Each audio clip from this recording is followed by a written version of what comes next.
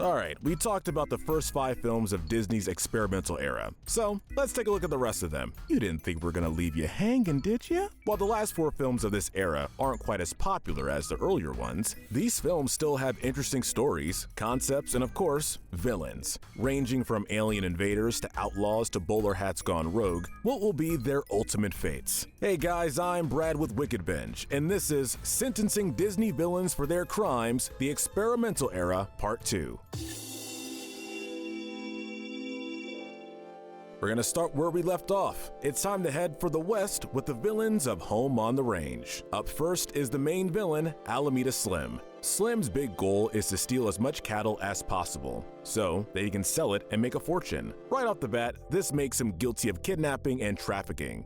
Guess I gotta do everything around here myself! He even possesses the ability to hypnotize cows and put them into a trance, which we believe is grounds enough for animal cruelty. Lastly, he's somewhat abusive to his nephews, the Willie brothers, and in a way, pretty much no villain in this era is to their sidekick. We have to sentence Alameda Slim to 40 years in prison. While that might sound like a lot, once you remember that he's allegedly stolen over 5,000 cattle, you might change your tune and say we're being too easy on him. With how much damage he caused to all the farms, 40 years is a perfect sentence for this nefarious outlaw. While Slim might be the main villain, he's actually working on behalf of a more powerful figure. That character is the Steve Buscemi-voiced Mr. Wesley. Mr. Wesley is a black market businessman, and he sells the cattle that Alameda steals, meaning he can be charged with both black market trading and trafficking.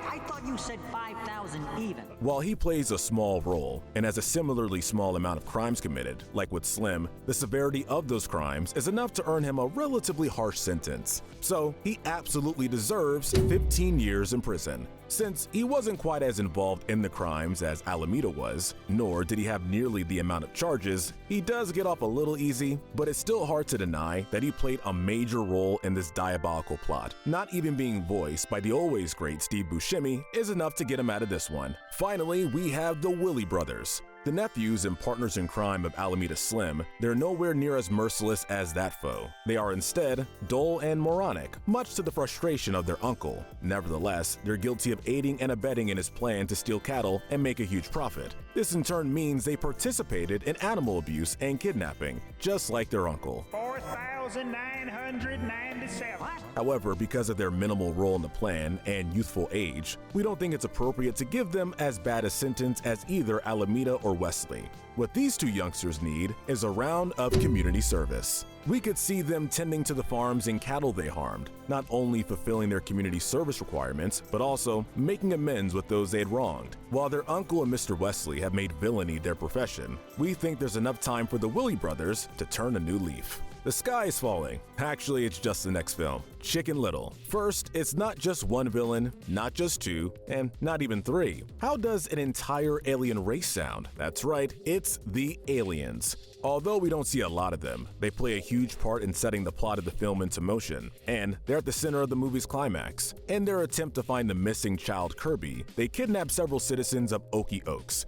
They invade the city during his final act and even brainwash poor Foxy Loxy. Yeah, she might not be the greatest person, but was that necessary? Between these 3 charges, we'll argue that a sentence of 10 years feels the most necessary. While they do apologize and are forgiven, we can't get over how they kidnapped and invaded an innocent town because of one missing individual. Couldn't they have just sent a small search team down and had them recover Kirby? It was overkill, and given the amount of mayhem it caused, 10 years certainly seems like a sensible sentence. Next is Foxy Loxy, where we run into a bit of a problem. While she is an antagonist, she doesn't really do anything that could warrant a charge, let alone a sentencing. Yeah, she's a bully, but does that really warrant time behind bars? Therefore, in a rather unusual case of an antagonist who committed no actual crimes, we'll go ahead and pardon this character. Our recommendations? Maybe some in-school suspension, just not prison time. The next movie is Meet the Robinsons. First is the Goob himself, the Bowler Hat Guy. The Bowler Hat Guy is a madman obsessed with taking down his old roommate, Cornelius Robinson. He teams up with Robot Doris and steals a time machine in an attempt to rewrite history in his favor. Because your future is about to change.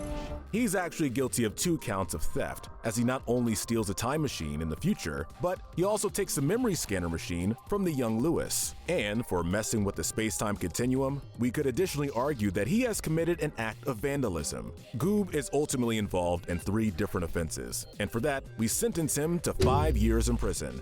We could have given him a harsher sentence, but since he does change, we think this is a rather appropriate one. There's also the fact that he's clearly not in the best headspace during these events, evidenced by how easily Doris was able to trick him into obeying her. Besides, he's already lived so much of his life stuck in one room. Would another 5 years be that painful of a punishment? Next is the true villain, Doris. While Goob might be the more personal foe, Doris pulls all the strings. Determined to get back at her inventor, Doris helps Goob in his mission to rewrite the timeline, only to cast him aside when that plan finally comes to fruition. After aiding him in his thefts, she wreaks havoc all over the world before finally enslaving the human race. It's also heavily implied that she and the other bowler hats kill a few individuals off screen, making her the only villain on this list to have killed anyone. Guilty of murder, brainwashing, enslaving, and rewriting history, we have no other choice than to give this bowler hat the death penalty. How the punishment will be carried out in a world like this is speculation, but it's likely to be painful, even for a machine built to avoid such feelings. Perhaps she'd be subject to one of those hydraulic press machines. Who knows? Rounding out the experimental era, we have 2008's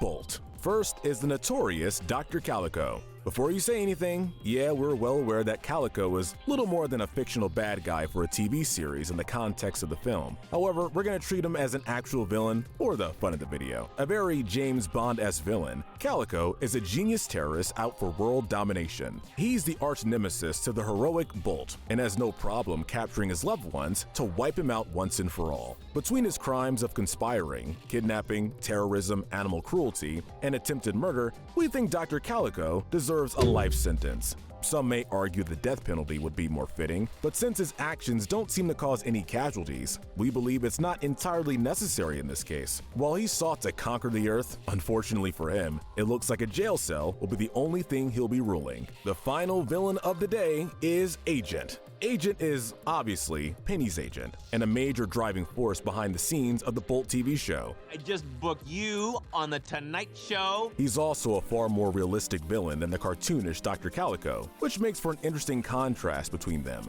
He's a greedy businessman. His only crime is also his only mission, to control Penny. He's only interested in making sure she's working on the series, and he'll do anything to make sure that's her only focus. I'm talking cover stories, production deals, executive producer credit. He's guilty of extortion, and with that in mind, we give him 1 year behind bars. Since he has the least amount of crimes out of any villain we've covered today, and is a bit player, 1 year is the only amount of time we can legitimately give him. Hopefully, he'll use that time to reflect, but who are we kidding? He'll just be worrying about how much money he's missing out on. Alright, court is adjourned. Let us know in the comments section if you agree with our choices, and tell us what we should cover next. Remember to hit that notification bell and binge more of our videos. But most importantly, stay wicked.